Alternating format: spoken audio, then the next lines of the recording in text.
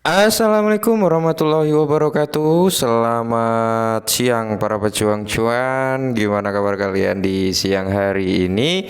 Semoga kalian dalam keadaan sehat semua ya. Dan saya doakan sukses semua buat kalian. Amin. Mantap jiwa ya. Dan tentunya buat teman-teman semua, buat rekan-rekan semua ya, tetap semangat dan selalu kurangi sambat. Salam setang bunder, mantap ya.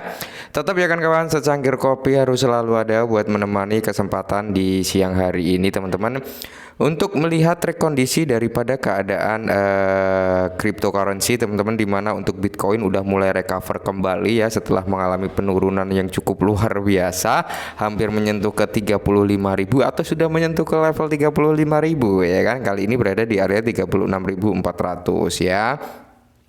Cuman dengan sedikit recover daripada Bitcoin ini belum mampu membalikan keadaan teman-teman, di mana di sini BNB lumayan drastis nih penurunan dalam 24 jam terakhir, yaitu sekitar 8,88% teman-teman ya, karena memang isu yang menerpa daripada Binance yang harus membayar denda sekitar 4,3 miliar dolar, dan rumor juga CEO daripada Binance yaitu Changpeng Zhou rumornya mau mengundurkan diri, makanya BNB ini turun gitu teman-teman ya. Semoga itu hanya kabar burung aja gitu ya. Nah, kali ini teman-teman dengan rekondisi daripada keadaan altcoin yang seperti ini, ada sedikit kabar yang cukup menarik teman-teman, dan ini cukup nggak bisa diabaikan juga gitu ya kabar ini teman-teman, karena hal seperti inilah yang akan membawa harga daripada XRP ini melambung jauh lebih tinggi teman-teman. Mantap jiwa ya. Nah, kali ini XRP teman-teman, kita akan fokus ke XRP karena dia mengalami penurunan 3,44% dalam 24 jam terakhir dan harganya berada di area 5905. Nah, ada hal yang cukup unik dan cukup menarik yang dimana informasi ini ya teman-teman ya, ini bisa membawa presentasi harga sampai seyakin ini loh, miliaran dolar teman-teman. Kita langsung gas saja ke TKP-nya. Nah, jadi di sini teman-teman, bank miliaran dolar bertaruh ya, XRP Ripple muncul sebagai investasi teratas. Oke, jadi dari bank miliaran dolar ya ini bertaruh nih untuk XRP, bahwasanya XRP Ripple ini ya teman-teman muncul sebagai sarana investasi terbesar atau teratas di sektor perbankan. Mantap jiwa ya. Nah, jadi XRP Ripple mendapatkan daya tarik sebagai pilihan investasi utama di antara bank-bank global. Nah, XRP menyumbang sebagian besar keterlibatan mata uang kripto di sektor perbankan, teman-teman. Mantap ya. Nah, dalam perkembangan baru-baru ini yang disorot oleh CNF atau XRP Ripple diperkirakan berpotensi melonjak sampai ke 27 US dollar, teman-teman ya.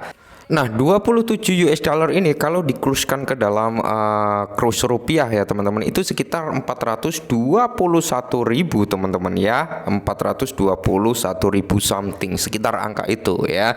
Jadi menandai tonggak penting dalam dunia mata uang kripto. Artikel ini mengingatkan ya kan, proyek ini dengan wawasan terbaru dari Binance Squad yang berasal dari Sekretaris Komite BES untuk pengawas perbankan. Fokusnya adalah pada meningkatnya minat bank-bank global besar terhadap XRP Ripple, sebuah tren yang membentuk kembali lanskap investasi mata uang kripto. Ingat seperti yang kita bahas sebelumnya ya, kemarin atau lusa ya.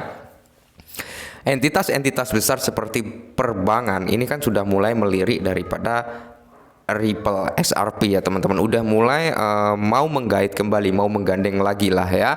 Tapi ada sebagian besar teman-teman entitas besar ya kan, ini sedang wait and see. Oke, wait and see dalam artian menunggu hasil keputusan daripada SEC dan Ripple nanti. Gimana keputusan daripada hakim nanti teman-teman? Akankah gugatan ini dimenangkan oleh Ripple atau akan dimenangkan oleh SEC? Ketika gugatan-gugatan ini dimenangkan oleh Ripple, maka tidak menutup kemungkinan teman-teman entitas-entitas besar ya ini yang sedang wait and see nunggu hasilnya itu akan segera memberikan keputusan. Ketika menang Ripple ya otomatis mereka akan segera menginvestasikan ke Ripple, terutama ke XRP. Dan ketika menang SEC mungkin mereka ya cenderung mundur, bisa jadi seperti itu ya. Nah, data wawasan dari Komite BES telah berperan penting dalam menjelaskan keterlibatan sektor perbankan dengan mata uang kripto. Jadi, kumpulan data ini merupakan pengubah permainan dalam memahami bagaimana lembaga keuangan tradisional menavigasi pasar mata uang kripto, kata seorang analis senior dari Komite BES. Oke, hal ini memberikan wawasan yang belum pernah ada sebelumnya mengenai jenis dan volume aset kripto yang mendapatkan daya tarik di antara bank-bank terkemuka dunia ya.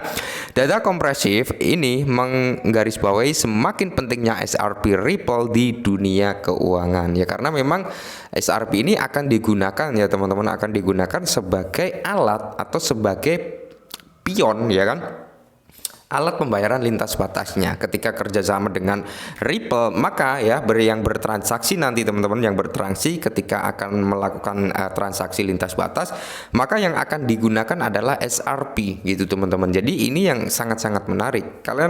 Kita sempat bahas juga tentang CBDC ya, yang dimana CBDC ini ada salah satu analis terkemuka cukup besar ya teman-teman ya, memperkirakan ketika CBDC ini udah diadopsi massal, maka tidak menutup kemungkinan harga XRP per kepingnya teman-teman bisa mencapai ke $10.000 ya.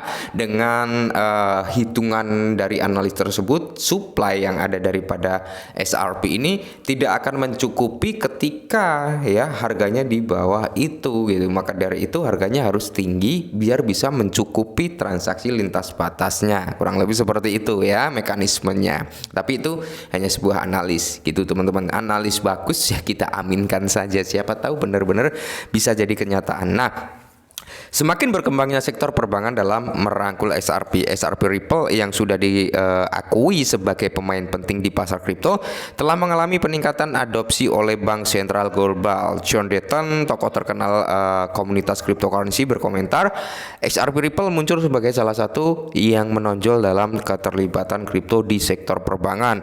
Sentimen ini juga didukung oleh data dari Basel Committee yang menegaskan XRP Ripple sebagai pilihan investasi utama bagi bank, menyoroti perayaan yang semakin besar dalam lanskap aset digital yang terus berkembang. Nah, mantap jiwa ya.